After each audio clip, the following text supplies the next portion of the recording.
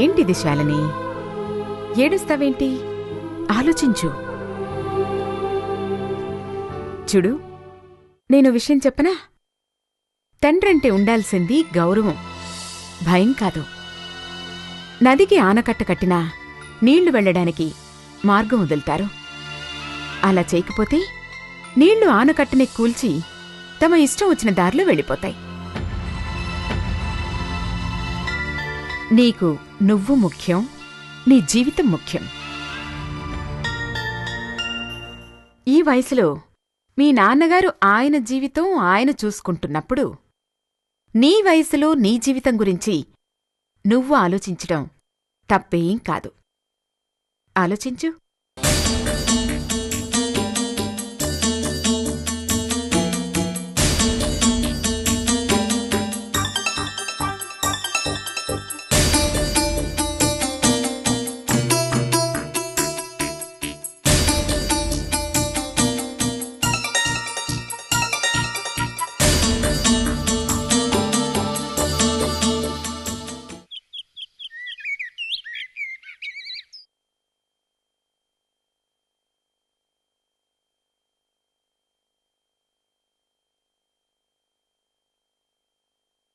ఈ పనేదో నేను ముందే చేసుండాల్సింది.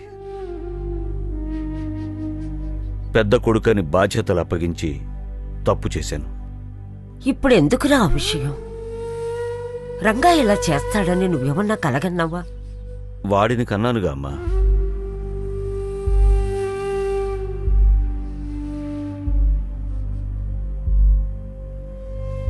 నాన్నగారు. రా ప్రశాంత్, కూర్చో. రమ్మన్నారట. ఎలా ఉంది నీ ప్రొఫెషన్? మామూలే నాన్నగారు. ఫారిన్ కంట్రీస్కి వెళ్ళాలనిపించట్లేదా? లేదండి, ఇంట్రెస్ట్ లేదు. ఏ, అవకాశాలు వచ్చాయి కదా? వచ్చాయి, కానీ అక్కడికి వెళ్ళి అందరిలో ఒకటిగా ఉండే కంటే ఇక్కడున్న వాళ్ళలో బెటర్ అనిపించుకోవడమే నాకు ఇష్టం.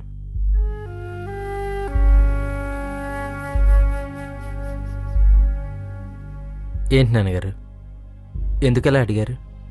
ఏం లేదు ప్రశాంత్, ఇక మీదట నువ్వు ఇంటి విషయాల్లో శ్రద్ధ చూపించాలి.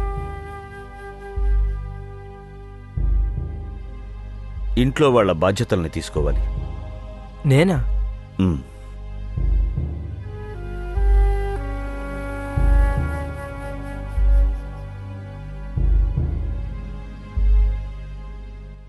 అదేంటి నాన్నగారు, రంగానే ఉన్నాడు కదా. జరిగిన దారుణాలు చాలవా?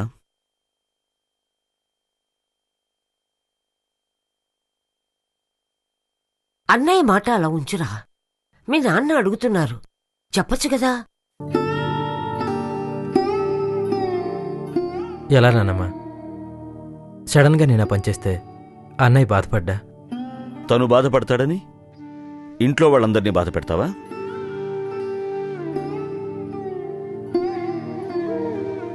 నేనే నేరుగా ఈ బాధ్యతల్ని నీకు అప్పచెప్పలేదు.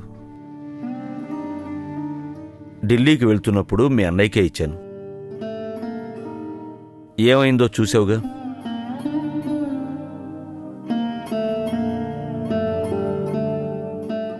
అందుకే నాన్నగారు, ఆ బాధ్యతలు మీ దగ్గరుంటేనే మంచిదనిపిస్తుంది.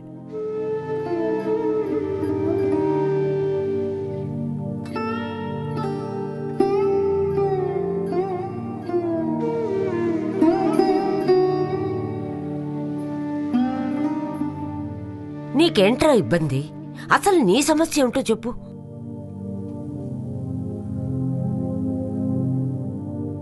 ఇదేదో నా వల్ల కాక నీకివ్వటం లేదు ప్రశాంత్. నాకన్నా సమర్థవంతంగా చూసుకోగలవని ఇస్తున్నాను.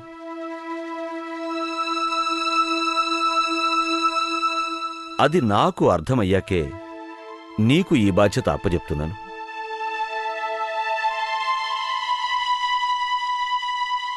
నువ్వైతే వాళ్లలో కలిసిపోతావు.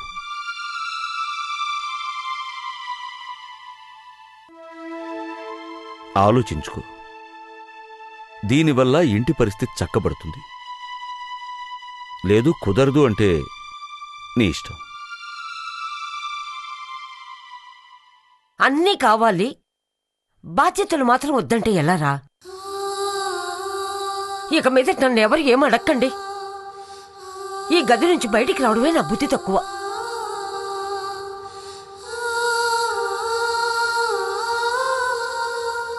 వదిలేయమ్మా, ఎలా జరగాల్సి ఉంటే అలా జరుగుతుంది. నాన్నగారు, బయట అందరూ అన్నయ్యని అసమర్థుడిగా అనుకుంటున్నారు. ఇంట్లో వాళ్ళం మనం కూడా ఇలా చేస్తే అన్నయ్య పరిస్థితి ఏంటా అని ఆలోచిస్తున్నాను.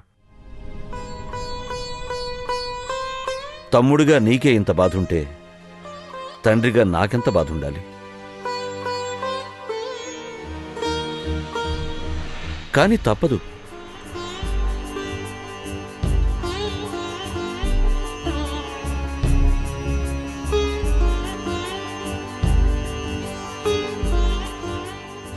మీ ఇష్టం నాన్నగారు, మీరు ఎలా చెప్తే అలా చేస్తాను.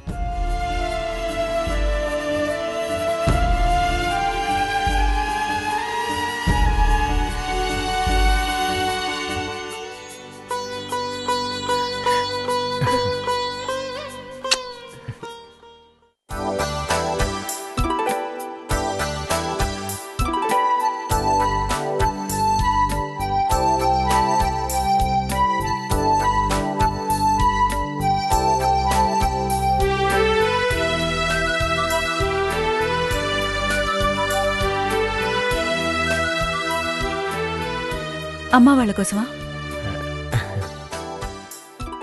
అమ్మ పిల్లలతో బయటికి వెళ్ళారుగా, చూశాను.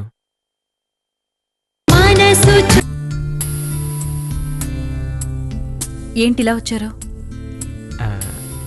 ఏం లేదండి, ఉదయం మీరు నాతో మాట్లాడాలని వచ్చారు. ఏంటో కనుక్కుందామని. నేనా? లేదండి. సారీ అండి. అయితే నేనే పొరబడి ఉంటాను. వస్తానండి.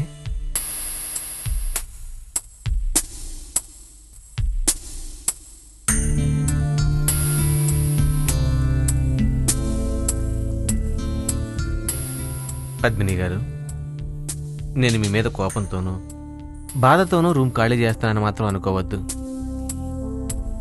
అందుకు కారణం వేరే ఉంది. ఒకవేళ కారణం ఇదే అయినా మిమ్మల్ని ఆపే అధికారం నాకుందా చెప్పండి?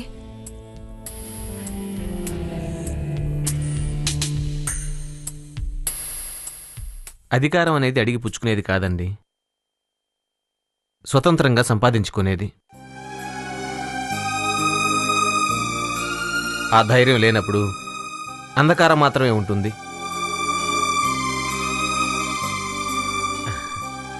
అయినా ఆ గొడవలన్నీ ఇప్పుడు ఎందుకులేండి, ఉన్నన్నాళ్ళు ఇలా హాయిగా ఉంటే సరే.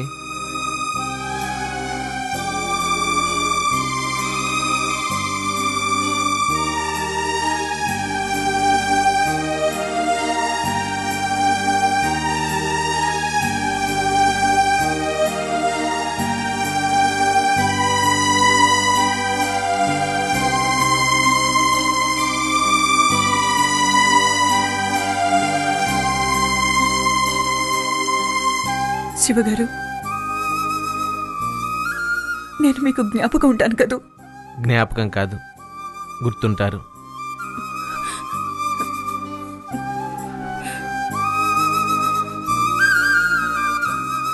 రెండిటికీ తేడా ఏంటో? మర్చిపోలేనిది గుర్తు, మర్చిపోయాక తలుచుకునేది జ్ఞాపకం. మీరు నాకు గుర్తుంటారు.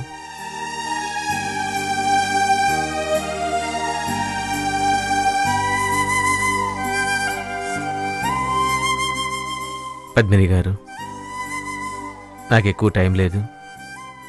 మహా అయితే ఇంకో 10 రోజులు ఉంటానేమో.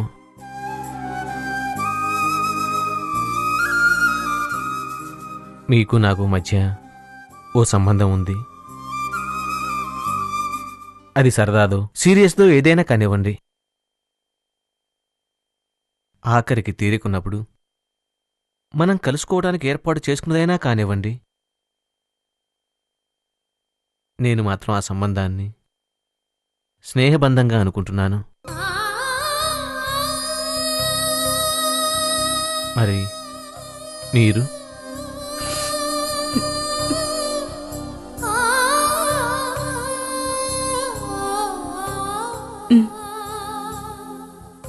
థ్యాంక్స్.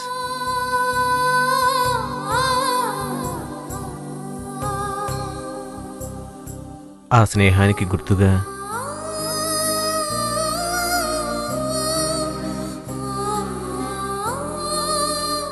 ఇది వాడనంతసేపు వాసాన్ని పోగొట్టుకోదు. బతికున్నంతకాలం క్యారెక్టర్ పోగొట్టుకోకూడదనే మనిషికి చెప్పడానికే భగవంతుడు ఈ పువ్వును సృష్టించాడు. అందుకే మీకిస్తున్నాను. ప్లీజ్ తీసుకోండి.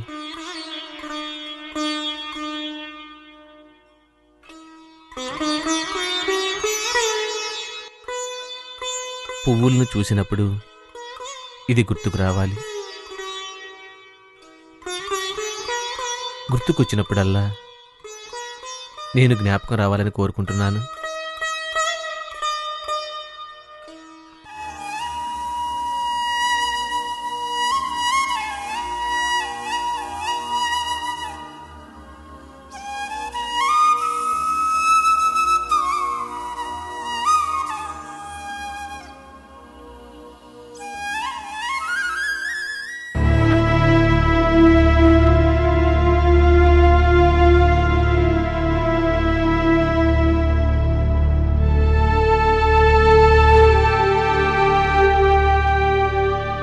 పద్మిని, నువ్వింత త్వరగా బిడ్డను కనడం నాకు ఇష్టం లేదు.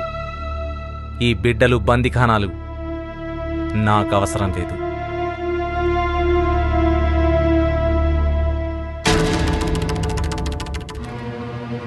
నాకక్కర్లేని బిడ్డ నీకు కావాలంటున్నావు. వాడు నా బిడ్డే అయితే నా పర్మిషన్ లేకుండా ఈ లోకంలోకి రావడానికి వీల్లేదు.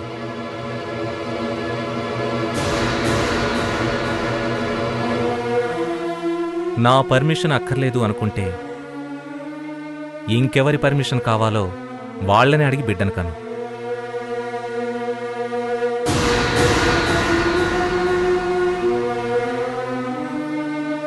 కానీ వాడు నీ బిడ్డే, మన బిడ్డ కాదు. ఆలోచించు.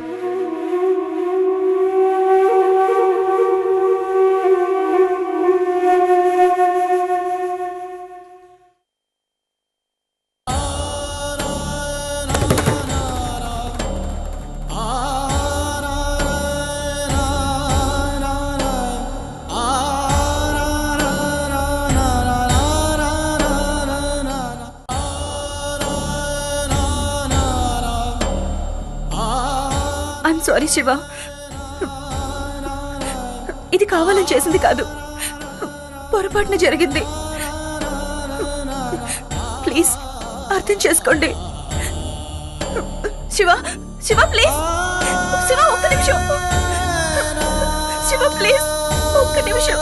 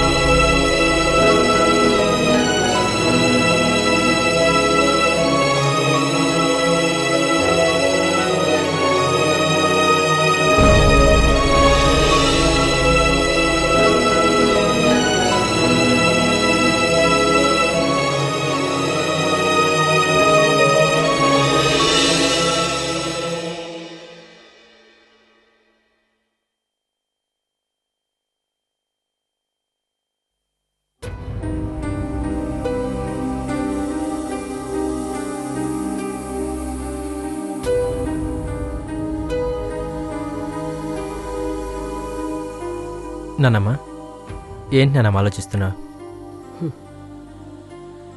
ఇంకా ఏముంటుంది నాన్న ఆలోచించడానికి? ఈ ఇంటి గురించే.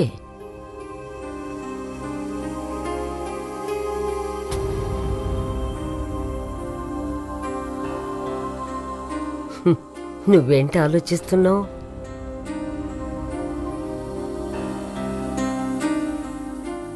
వీటన్నిటి గురించి మీరు ఆలోచించే అవసరం లేకుండా నేను చేయగలనా లేదా అని ఆలోచిస్తున్నాను నాన్నమ్మ. ఎందుకు నాన్నమ్మ నవ్వుతున్నావు? భారతంలో భీష్మ పర్వంలో భీష్ముడి దగ్గరికి తమ్ముళ్లతో వెళతాడు ధర్మరాజు. దీవించమన్నాడు. ఏమని దీవించను? నన్ను జయించాలనా నువ్వు జయించాలనా అన్నాడు భీష్ముడు. నేను జయించాలన్నాడు ధర్మరాజు. తథాస్తు అన్నాడు భీష్ముడు. పక్కనే ఉన్న భీముడు అన్నగారితో ఈ రెండుటికీ తేడా ఏమిటని అడిగాడు. తాతగారు నన్ను జయించాలా అని అడిగారు కదా, ఆయన్ని జయించడం ఎవరి వల్ల కాదు. ఒకవేళ జయించినా అది పూర్తి విజయం కాదు. నేను జయించాలి అంటే ఈ మొత్తం యుద్ధంలో విజయాన్ని పొందాలనే అర్థం అన్నాడు. అర్థమైందా? మీరు సక్రమంగా ఆలోచిస్తే ఇంకా మాకు ఆలోచించాల్సిన అవసరమే ఉండదు. ఇప్పుడు నన్ను ఏం చేయమంటావు నాన్నమ్మ? స్టవ్ మీద పాలు పొంగుతూ ఉంటే ముందు స్టవ్ ఆపేయాలి. ఆ తర్వాత పొంగు మీద నీళ్లు చల్లాలి. రంగ తన అవసరాల కోసం నేరం చేశాడే తప్ప నేరస్తుడు కాదురా. ఇక ముందు ముందు వాణ్ణి ఎలాంటి సమస్యల్లో ఇరుక్కోకుండా చూడు. ఇల్లు కదలొద్దను. సగం సమస్యలు తీరిపోతాయి. వాడి మనసులో ఏముందో, ఏం చెయ్యాలనుకుంటున్నాడో నువ్వైనా కనుక్కోరా. దాంతోపాటే కిషోర్ని కూడా ఒకసారి కలుద్దాం అనుకుంటున్నాను నాన్నమ్మ. కిషోర్ని కలిసి అతను నీకిచ్చిన మాట గురించి ఫాలోఅప్ చేద్దాం అనుకుంటున్నాను. అలాగే చెయ్యి నాన్న.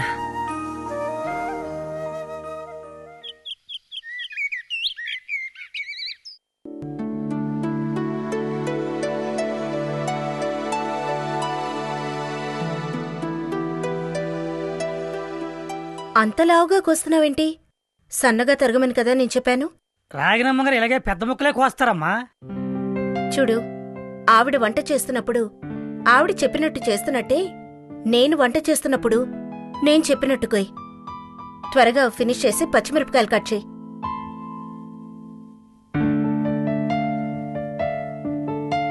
కిట్టు, 4 బంగాళదుంపలు 2 ఉల్లిపాయలు మీడియం సైజులో కట్ చేయి.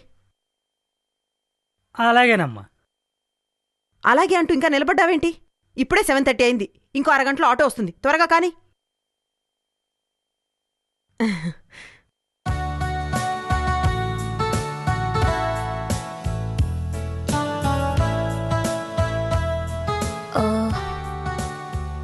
పిల్లలకి టిఫిన్ నేను రెడీ చేస్తున్నాను. మీరా? అవును, శాండ్విచ్ చట్నీ చేస్తున్నాను. నా పిల్లలు ఎక్కువ కారం తినరు. పిల్లలు మాకిదే కావాలన్నారు, అందుకే. ఓ, నా పిల్లల మీద చాలా శ్రద్ధ చూపిస్తున్నారే. అయ్యో, అంత పెద్ద పదం ఎందుకు? నాకు పిల్లలంటే చాలా ఇష్టం. అందులోనూ మేఘనా సందేశ్ అంటే చాలా ఇష్టం. పిల్లలతో మీ అనుబంధం ఎక్కువ అనుకుంటాను కదూ? అఫ్కోర్స్, ఎవరికుండదు చెప్పండి. అందులోనూ మనింట్లో పిల్లలంటే ఆ ఆనందమే వేరు కదా.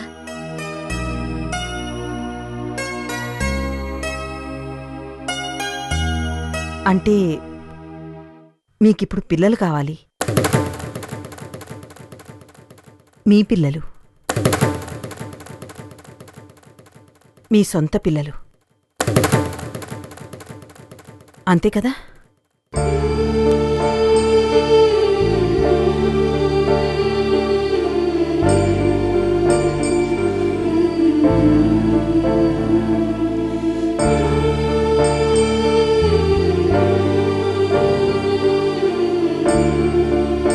మీరిచ్చిన గాజుల్ని నేను ప్లేస్లో ఉంచాను, కానీ ఇప్పుడు అవి కనిపించటం లేదు. ఇప్పుడు ఆ గాజుల గురించి నేను పోలీస్ కంప్లైంట్ ఇద్దాం అనుకుంటున్నాను. అందుకు మీ నాన్నగారు సరేనంటే ఇందుకు మేము రెడీగా ఉన్నాం.